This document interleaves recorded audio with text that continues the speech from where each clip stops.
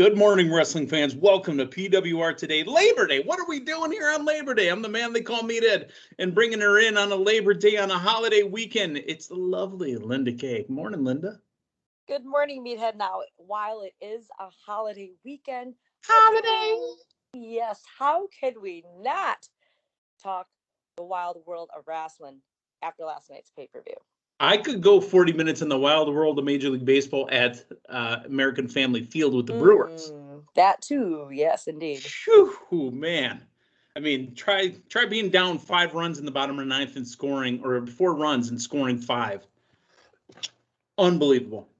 But we're not going to waste your time with baseball. I love my baseball. You're here for wrestling. Linda's going to tell us who sponsors us, and we're going to get into All Out from last night. That would be Collar and Elbow, where you can find the latest and greatest in wrestling street fashions. Check out the styles and the sales at collarandelbowbrand.com. And to save yourself 10% off your order, use promo code LindaK. That's LINDAKAY. Save a little extra cash. But yes, still feeling it from the All Out last night, Meathead. AEW, All Elite Wrestling, pun intended, went all out on that pay-per-view last night.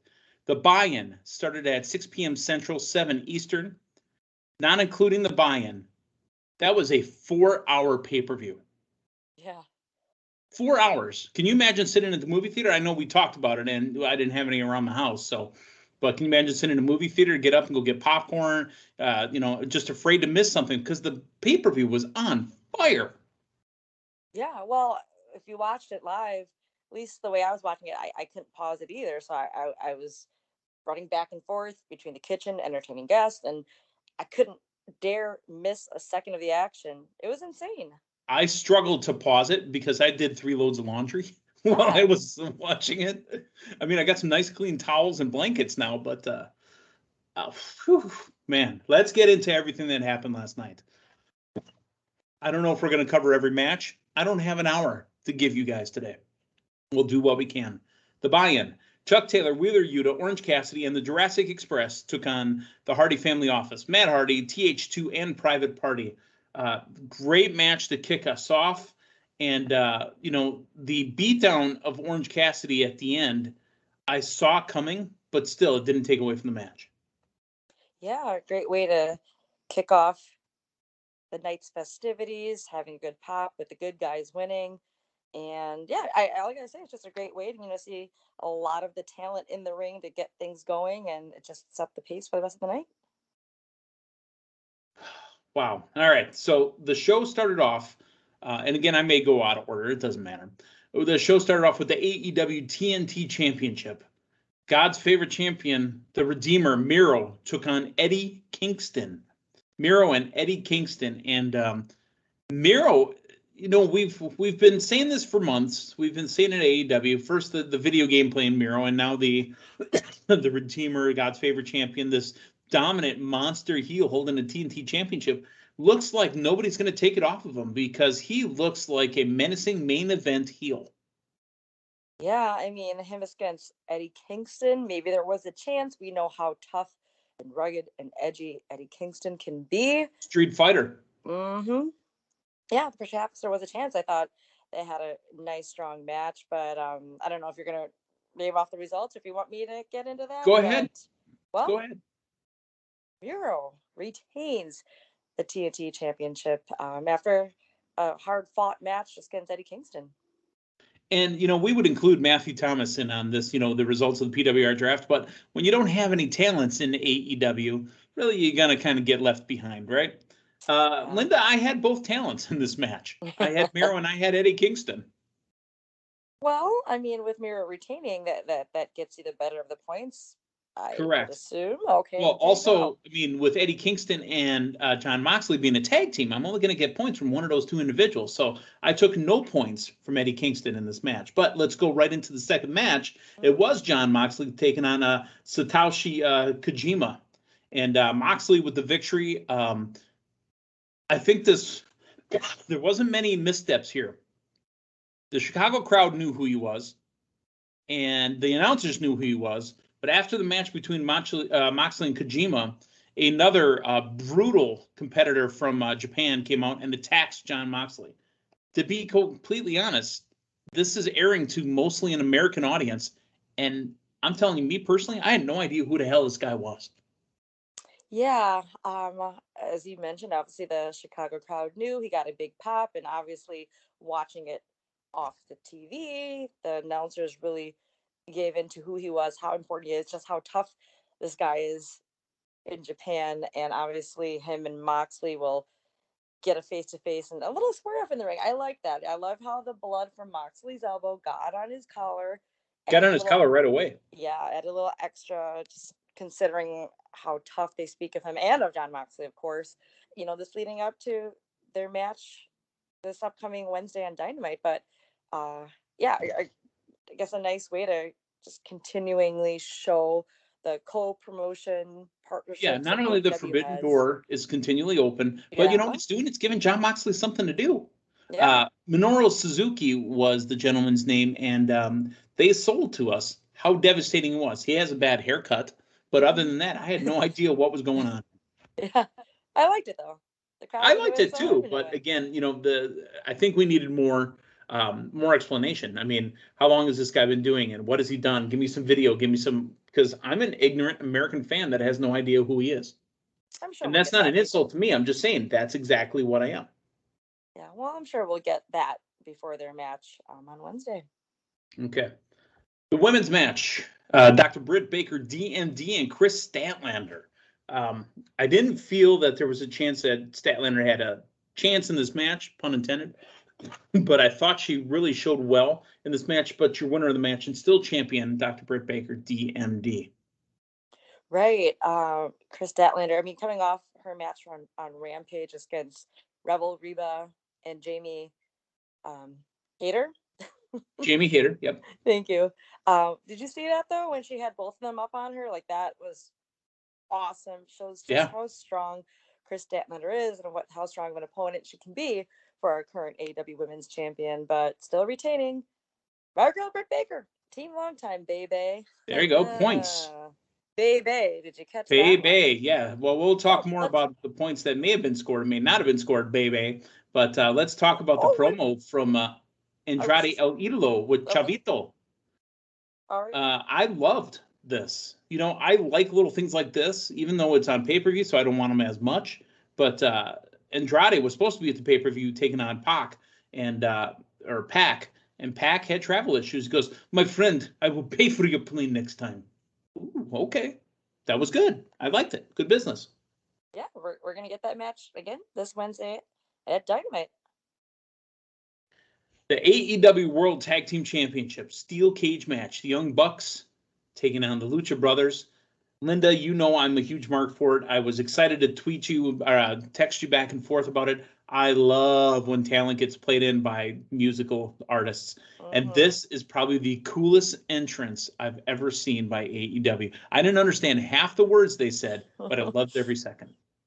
Absolutely. I mean, I'm going to bring in WWE for a second here. Obviously, at WrestleMania is when we get the majority of the musical entrances, sometimes takeovers, exactly. But we really haven't seen, at least that I've seen the past year or so from AEW. Or then again, last year, I don't want to mention, last year with COVID and whatnot, but it's the first time that I've seen a huge musical entrance brought in during the pay-per-view.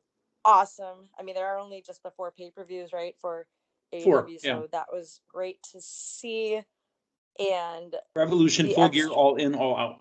I was just going to say, the extra bright attire from Lucha Brothers, that looked awesome as well. It was just a really great entrance, and it was already a match I was really looking forward to seeing. That just got me even more excited.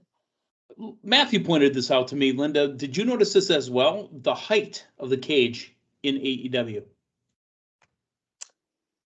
What did he notice? No. How high it is. I mean, comparatively speaking, it just seems like it's a taller cage. Right. And you didn't really see the top on the screen, so it made me think for some reason it was Hell in a Cell. Well, until Ray Phoenix got up there. And yeah. But that was a high cage. This was an amazing match. I think it was Nick that had the half and half beard where he dyed half of his face. Good God. But the winners of the match and new tag team champions, the Lucha Brothers. I do want to call out the Air Jordans with the thumbtacks on the bottom. Holy, that was wild. Yeah, I mean, even before Matt Jackson used it, you saw Penta Cerromiero's face, which looked like his eye was bleeding. Or then later, I feel it was just, I'm going to say just, but do you more think on he the was top of sweating his red head. makeup too? Maybe. But yeah, I mean, thankfully they have the mask and to kind of take the lesson, the impact of the thumbtacks. But And Ray obviously, Phoenix's mask was ripped half apart too. Yeah, so I noticed the blood in his face. I was just thinking, well, their eyeballs, sorry, Stream Rules is coming up, made me think about eyeballs again. Don't want to see any gouged Seth ones, Rollins like coming shoot, over? eyeballs getting gouged in. But yeah, just the two teams, tremendous. And to your point of the cage being high, we didn't see any attempts to climb out of the cage, so that was something I just took note of. The as rules were well. made out to be specifically that the win would be either pinfall or submission. Well, I mean, there still could be a chance to climb out, and Brandon therefore Cutler did chuck that back pretty high. That's what I'm saying. That you can Yeah. still utilize help from the outside. You can technically crawl out of the cage, grab something, and bring it back, right? Yes, yeah. But I was, when he threw in that bag, I was thinking like, oh, if it would have fell back, they just had to redo it. But that was great to just start to finish. Pleasantly surprised by the Women's Casino Battle Royal. Here's the clubs. Rashida Blue, Sky Blue, who was a Chicago wrestler after Rampage during a AEW Dark match that was given an opportunity by Tony Khan to participate in the Casino Battle Royal. Sakura, Bunny, and Abaddon. Holy Abaddon. I forgot how creepy she looks. You know what? I thought she was done up very nicely last night. She usually looks a lot scarier. She looked a little so she was a softer Abaddon? Yeah. She didn't crawl out completely backwards. Her hair was spoofed up nicely, half up. I digress. Those were the clubs. The Diamonds were Anna Jay, Kira Hogan, King, Kylie King. Duh, I don't know why I couldn't think of that. Diamante and my girl, Thunder Rosa. No, sorry, Nyla Rose. Excuse me. I had my notes crossed up. That was the Diamonds. Again, great spots back and forth. There was that between Nyla Rose and Diamante. They were working together for a little while. That didn't last too long. Yeah. Yeah, I mean, we had some early surprises as well with oh God, Hikaru yeah, it's Shira, tough. Thank you. Getting eliminated early on.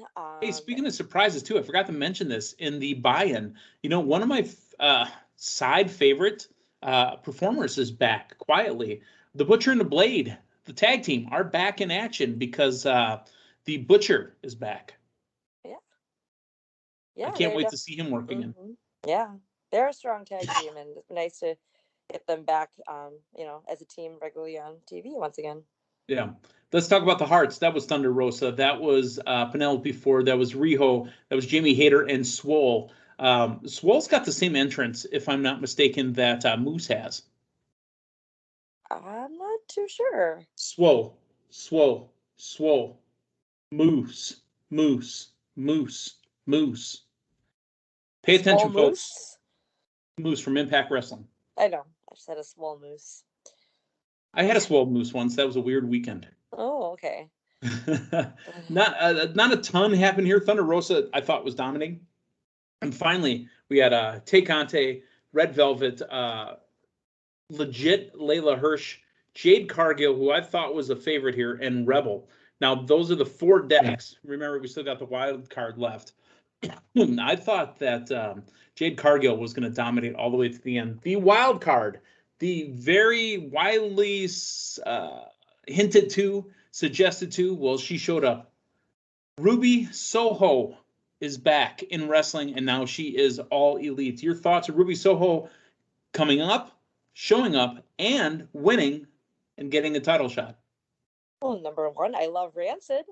So once again, Tony Khan getting the rights to the music, so that was great to hear. Love it. Ruby right. I'm sorry, Soho. Ruby Soho coming out to Ruby Soho, Destination Unknown. Well, it is now known that Ruby Soho is now all elite. Happy to see her come out. I've always been a fan of hers. I'm glad she's getting another shot on the big stage. And wow, came down to her and Thunder Rosa. That was a good way to lean toward who it could be. I honestly thought it would be Thunder Rosa that would win, but well, surprise on her huge debut night on AEW. Well, I wouldn't push back on the Thunder Rosa win. Yes. But Ruby Soho. Soho, that's going to take you practice, huh? Is your winner of the Casino Battle Royale, and will get her chance against Britt Baker, DMD. All right.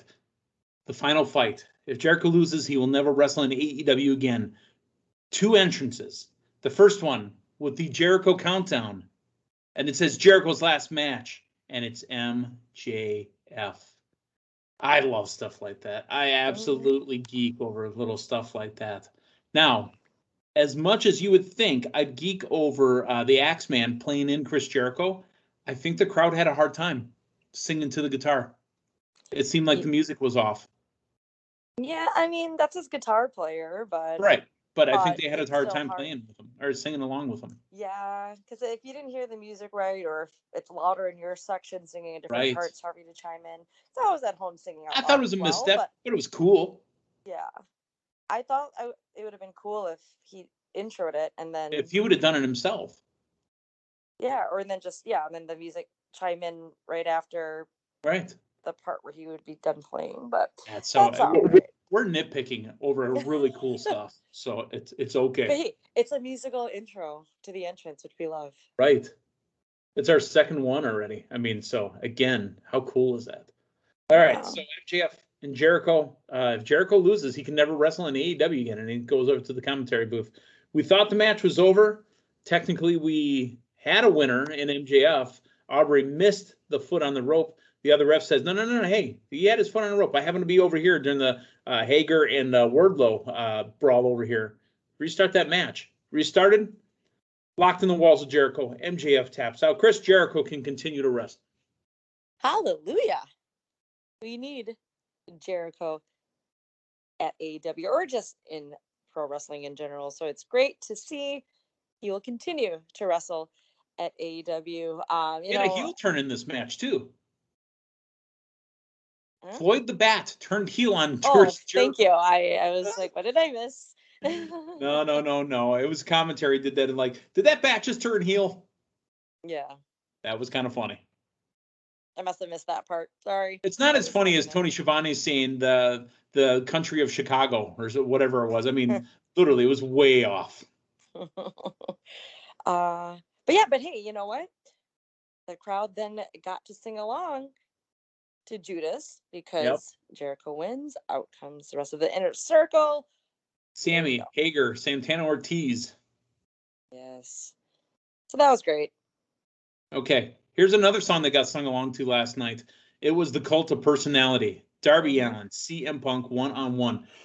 What I loved about this match more than anything else is they told a little story in here. Darby Allin is younger and faster. CM Punk is older and a little bit slower and more of a cagey veteran. And the size or the height and the weight. And the size and the weight, right. So what CM Punk did to slow down Darby Allin is he kept putting him in rest holds. Once he let him go, Allin was all over the place, just running around, just here, there, and everywhere. But Punk told the story of how he slowed him down. Your winner of the match, CM Punk. Yes, the newly acquired CM Punk, not just to AEW, but to Team Longtime. That's right. Oh, yes. I was remiss to say that in the MJF Jericho match, you had both competitors. Oh, yeah, that too. Yeah. So, since there wasn't a title in that mix, points-wise, would it have benefited me if one or the other have won? No. You get both points. You get points for MJF, you get points for Jericho. One of them is going to win, one gets a loss. Okay. You were getting the same points. Okay. Well, the win was Jericho is still going to be wrestling, so there we go. The only way you would have lost is if it would have been a draw. Gotcha. Well, thank goodness it wasn't. Right. All right, but CM Punk, Darby Allin, you get Yeah. to CM Punk appearance, match, and win points. Yeah, I mean, I thought it was a great match. I mean, especially just pointing out just now how Punk had to slow it down, hold them down a bit. It was a little slower than I'm used to regarding matches with Darby Allin, but that was okay. The storytelling did it. Obviously, having the huge pop from the hometown crowd kept the match going. My eyes as well. And the finish, we got to see go to sleep. And at the very end, too, the handshakes. That was great to Yeah. see. And then Punk was confused on which tunnel to go down. Oh, that's right. Kept going, heel tunnel? Heel tunnel? Oh, face tunnel. Gotcha. All right. Paul White and QT Marshall. This was a quick one. Marshall comes off the top rope, but Paul White delivered a choke slam and got the pinfall. I think this match, honestly, was meant as a reset breather for us between such an emotional match between Punk and Allen, and then getting into the heavyweight championship. Yeah, definitely. And, I didn't doubt that Paul White was going to come with that win as well. I have a bone to pick. This is my biggest bone to pick with the pay-per-view. We're already at 3+ hours, right? I don't need promos to make sure I watch Dynamite and Rampage this week. If I'm paying for a pay-per-view and watching the pay-per-view, I'm probably watching Dynamite and Rampage. Yeah. Especially at 3+ hours. I will say, though, they didn't cut long promo package like what we see with some other pay-per-views, so that was nice. But hey, we got a lot more action in that 4 hours than I thought we would. I really thought there'd be more promo recaps, and there wasn't. It wasn't needed. And A lot of action. yeah, I know you mentioned it's what your gripe is regarding what we're going to see this week on TV. So I understand that, but yeah. Okay. So the main event. Kenny Omega, Christian Cage. At ringside is going to be Don Callis. We predicted this match, Matthew and I did at the very least, that it was going to be Kenny Omega, specifically with the Lucha Brothers taking the belts off of the Young Bucks. There was no way Kenny Omega was going to lose his belt on the same night. It just wasn't going to happen. Yeah. Felt the same way as well. But they did a great job as well, and I want you to talk about this, of protecting the one-winged angel. Remember, finishers in wrestling business the last 20 years have been destroyed. Kenny Omega's finisher is protected. Yeah. Yeah, and coming off the top, or not sure which rope, but was it the well, top it came off the ropes, but I mean, when somebody gets hit with that, that's it. They're done. Yeah. No, I mean, I was just gonna mention that the table spots and how, yeah. I mean, lots of interference. I was going to say lots of interference in this match as well. Mm-hmm. The Good Brothers, Buenos Hermanos, were out there. So, I mean, lots of interference. Yeah, but Christian hung in there, especially again with it sucked seeing that with the leg of the table poking through and obviously his rib getting hurt. And I know his mouth was bleeding, so I hope there wasn't some type of internal connection there. But right. Yeah, Christian Cage just hanging in there, and until we got the one-winged angel, and boom, Kenny Omega retains, despite the interference, he still retains as the AEW champion. Okay, after the match, I felt like they weren't done yet. I personally was hoping for Hangman Adam Page. That's what I was hoping for. Get some appearance points and set him up to maybe get a title match at Full Gear, right? Yeah. Wasn't to be. But we did get the lights go off after Kenny Omega kept running his mouth. And probably, again, one of the coolest songs that any performer could have, a nice, crunchy guitar riff. It is Adam Cole, Baby, all elite. Now, AEW told us what was happening before it happened. Did you notice that Adam Cole came out of the heel tunnel? I did not. Did not catch that. Okay. Well, the crowd thought that Adam Cole was going to go after Kenny Omega, and instead, hugs and kisses. Adam Cole is all elite, and he's part of the elite. That's his best friend. Why would he do that? I love Adam Cole. So they continue to beat on Christian Cage. Here comes Jungle Boy and Luchasaurus and Jurassic Express and all that. And then we have another set of music. And this time, and here's the great part of this, right? You knew who it was by the music, and they've never played their music in AEW before. You heard that crunchy guitar riff? You knew it was Adam Cole. You heard the Song of the Valkyrie, or what is it? The Cry of the Valkyrie? I always forget it. Fight of the Valkyrie. You knew it was Daniel Bryan. Now Bryan Danielson, the American Dragon, and he came out of the face tunnel. Mm-hmm. Unbelievable. Yes. It was unbelievable. I tweeted something out during the pay-per-view, and I don't mean this as a slight. I'm not back in the days, fans would say that, you're just a shill for this company or shill for that company. We're just broadcast journalists, right? I tweeted out something that said, look, WWE, I want you to succeed. I need you to succeed. But today, right now, you are not matching the energy and the excitement level that I'm getting off of this company right here. They are miles away of even coming close. I mean, even JR said, what a time to be alive, as a lot of us say, usually, at least you and I in our age bracket during the Attitude Era, right? Right. Time to be alive for that. This is very reminiscent to it. Obviously, some differences. However, just that excitement level, the surprises, the pops, the returns. And even Shivani said, I'm happy. What did he say? It was like, I love pro wrestling. Right. Don't we And I'm all surprised he love wasn't Shivani? taking a nap at that point. We've seen Tony Schiavone sitting at the table sleeping. Yes. Kidding, Tony. But WWE cannot match this energy level right now. I need them to. I want them to. I want to be able to watch this stuff all week long. Give me energy back and forth, back and forth, back and forth. Whew. I loved, by the way, Adam Cole, story time with Adam Cole. He says, this is the most dominant faction in the history of business, and there is no chance in hell. I like little stuff like that. Yeah. Yeah, definitely. And also, we got to, you said AEW was telling us the story without even saying anything. What about Britt Baker doing Adam Cole's Panama Sunset Flip, or as they said, the Pittsburgh Sunset Flip? Right. That was a pop when she did that too, because I was homage to Adam Cole. It was right in front of us the whole time. Baby. How about that? Yeah. Yes, that was great as well. Getting to shout the baby. And Adam Cole coming out. And then of course the yes. My arms were in the air at home, Meathead. They were doing that too. The yes.